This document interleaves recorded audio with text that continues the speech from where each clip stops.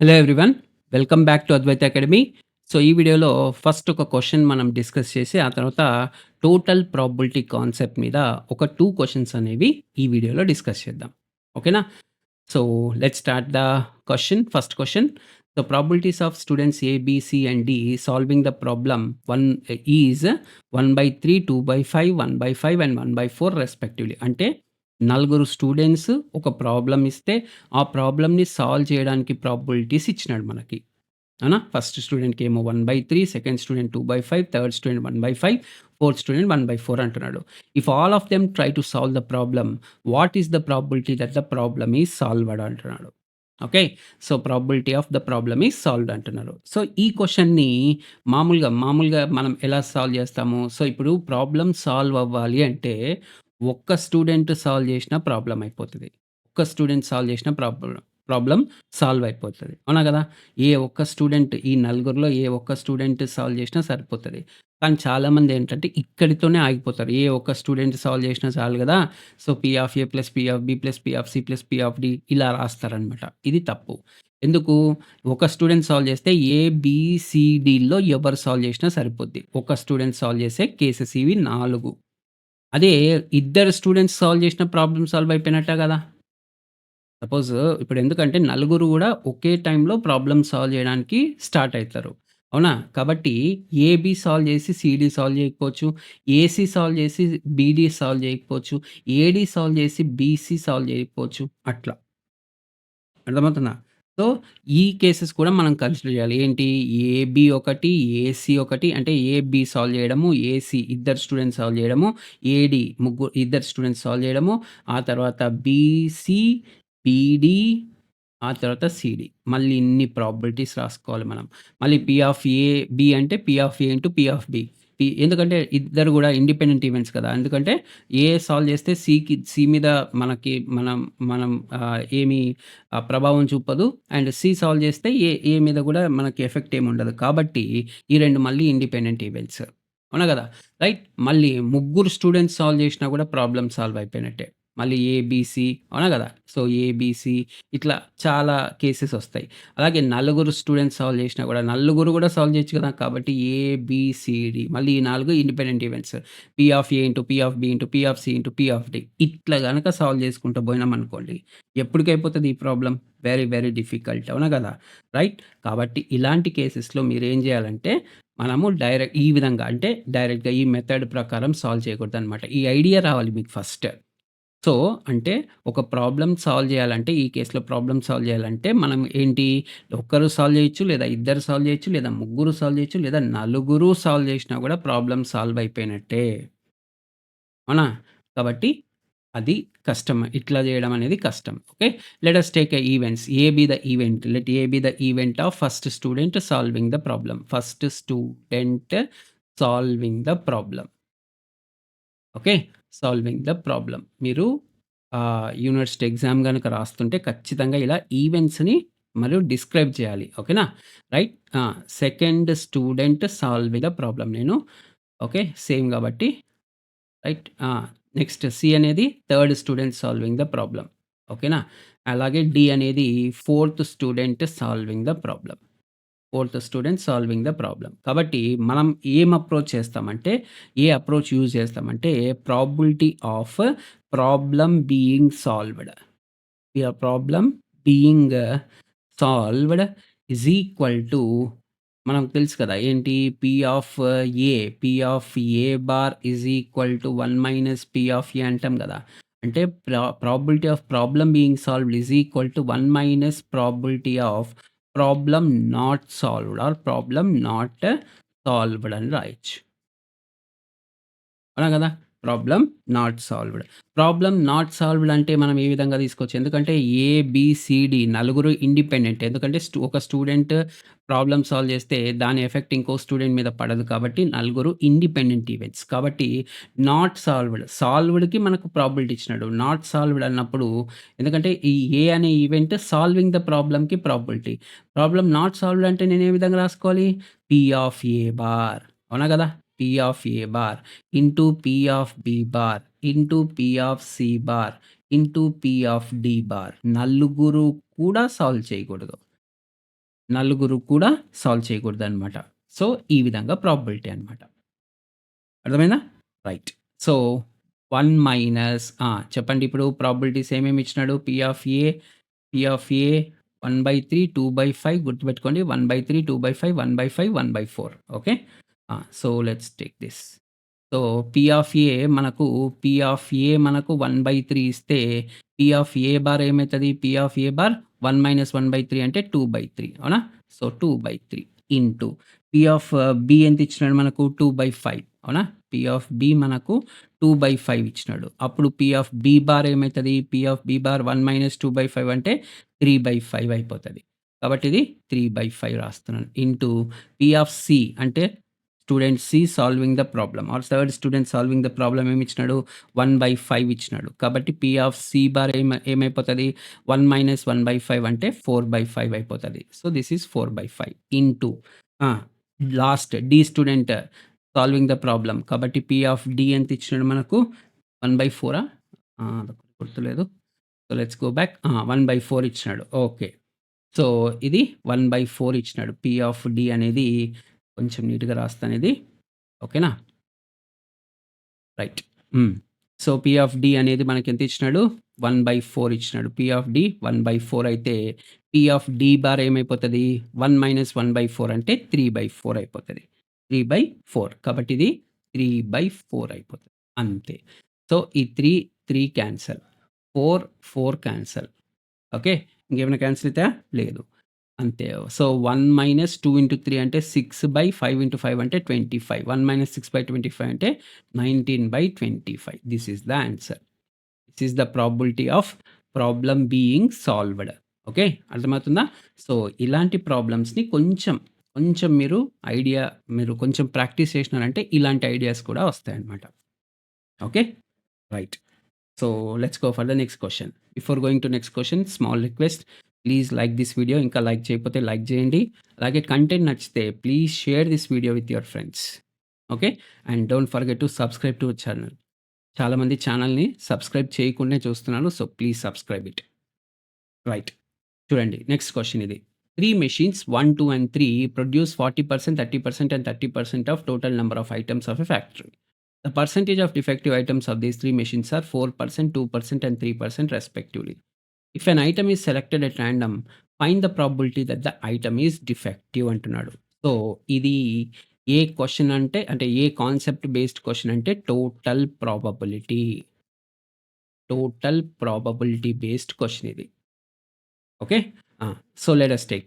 Let A be the event of first machine. Okay. First machine ah, item ఐటెమ్స్‌ని ready చేయడానికి లేదా produce చేయడానికి probability ఇదనుకోండి.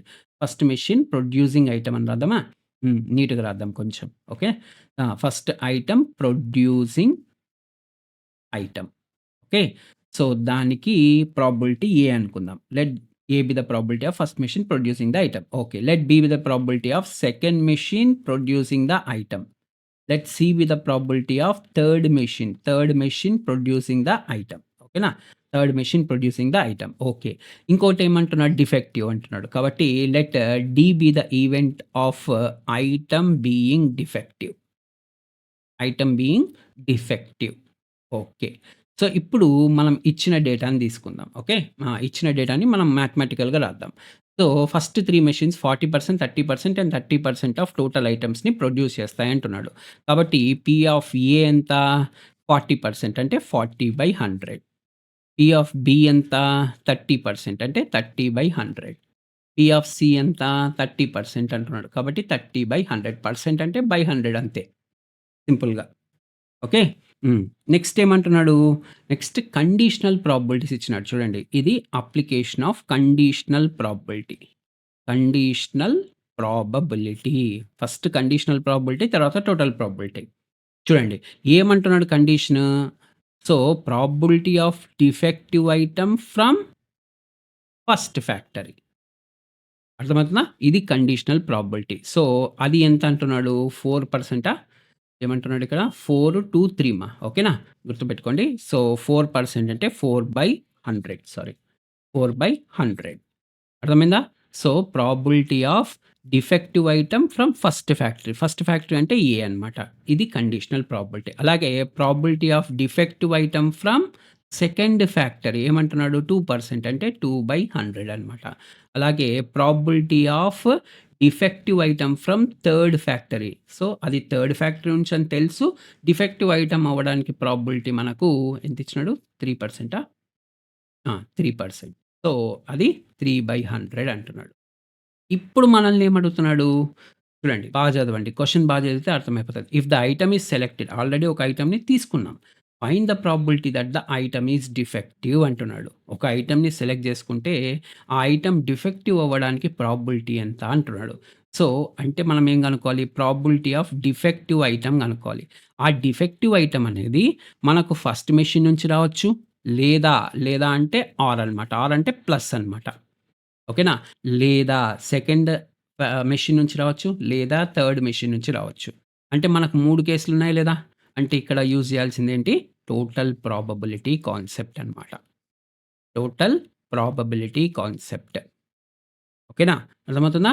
So, అప్పుడు ఏం రాయొచ్చు మనం? P of A into P of D by A plus P of B into P of D by B మనకి ఈ ఫార్ములా తెలుసు కదా! Plus P of C into P of D by C అనమాట. P of D by C.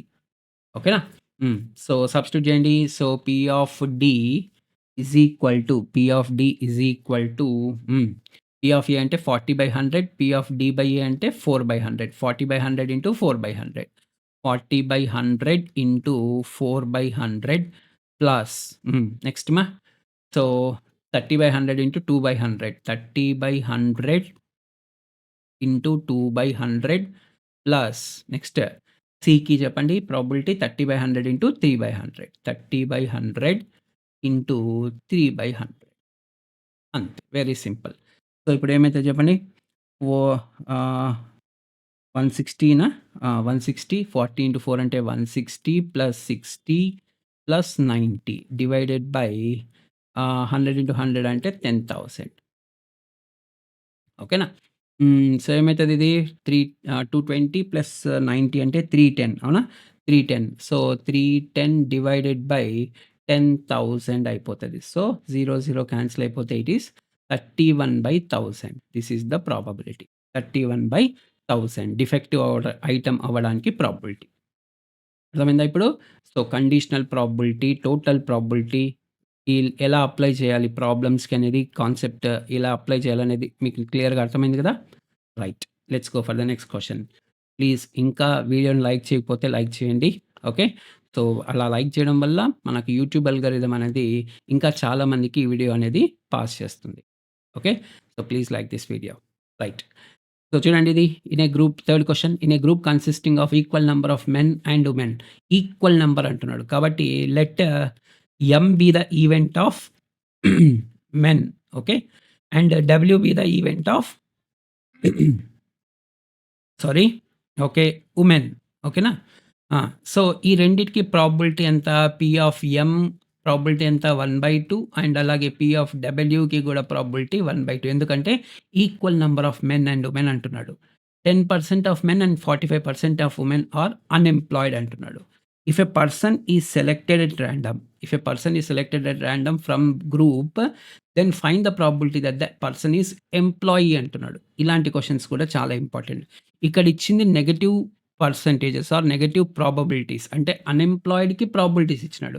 కానీ మనల్ని అడిగే question employee అవ్వడానికి probability ఎంత అంటున్నాడు. అర్థమవుతుందా? రైట్? ఇది కూడా చాలా చాలా ఇంపార్టెంట్ క్వెషన్ ఇది. ఓకే. లెట్ ఈ B the event of person selected is employee. Okay. So, ఇక్కడ పర్సన్ సెలెక్టెడ్ ఈస్ అని రాద్దాం. Person selected is employee. ఓకేనా? ఈ పి ఆఫ్ ఈనే కనుక్కోమంటున్నాడు. ఈ పర్సన్ సెలెక్టెడ్ ఎంప్లాయీ అవ్వడానికి ప్రాబబిలిటీ ఎంత అని అడుగుతున్నాడు. ఇదే మనల్ని అడిగేది. ఓకేనా? సో, పి ఆఫ్ ఇప్పుడు మనం ఏ విధంగా రాసుకోవచ్చు మనము? So, conditional probability. So, P of E by M ఏ విధంగా రాసుకోవచ్చు? అంటే person is male and what is the probability that he is employee? So, total male పాపులేషన్‌లో how many of them are unemployed 10% అంటే మిగిలిన 90% ఎంప్లాయిడ్ అనే కదా అర్థం. కాబట్టి 90/100 అయిపోతుంది. ఈ విధంగా రాసుకోవాలనమాట.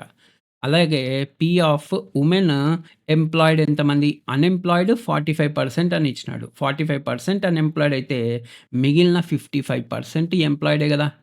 సో, 55/100.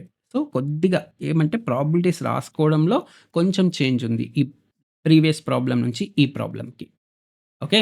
నౌ మళ్ళీ అగైన్ టోటల్ ఈ 2 గూడా కండిషనల్ ప్రాబబిలిటీ. ఈ 2 గూడా మనకేంటి కండిషనల్ ప్రాబబిలిటీ. అవునా గదా! So, conditional probability. Already person men అని దెలుసు. ఆ మెన్‌లో ఎంప్లాయీ ఎంత? వుమెన్‌లో ఎంప్లాయీ ఎంత? So, conditional probability. ఇప్పుడు టోటల్ ప్రాబబిలిటీ యూజ్ చేయాలి. ఎందుకు? మనము పి ఆఫ్ ఈ కనుక్కోవాలంటే టోటల్ ప్రాబబిలిటీ యూజ్ చేయాలనమాట. Okay. So, what is the probability that the person is employed? A person is selected at random and what is the probability that person is employed అంటున్నారు. Employee అంటున్నారు అంతే. అది women category నుంచా, men category నుంచా చెప్పట్లేదు. కాబట్టి employee అన్నప్పుడు మనం 2 కేసులు తీసుకోవాలి. ఒకటి ఫస్ట్ మెన్ కేటగరీ నుంచి ఎంప్లాయీ అయితే P of M into P of E by M. Plus women category నుంచి ఎంప్లాయీ అంటే P of W into P of E by W. So, ఇది టోటల్ ప్రాబబిలిటీ కాన్సెప్ట్ అయిపోతుంది. ఓకేనా? జస్ట్ సబ్స్టిట్యూట్ చేయండి. So, ఇది 1/2 into 90/100 plus 1/2 into 55/100. Okay.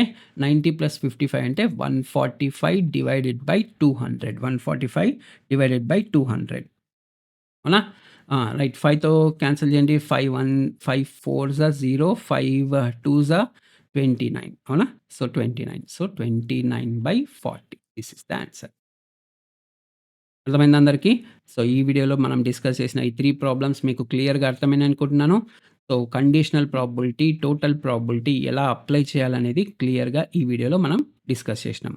So, please if you like the content of the video మళ్ళీ మళ్ళీ చెప్తున్నాను అనుకోకండి. ఎందుకంటే చాలామంది లైక్ చేయట్లేదు వీడియోస్‌ని. So, please like these videos. నాకు కొంచెం ఎక్కువ వ్యూస్ రావడం మొదలుపెడితే నాకు కూడా కొంచెం ఎంకరేజింగ్‌గా ఉంటుంది. So, please like this video, share this video with your friends and don't forget to subscribe to our channel. Thank you.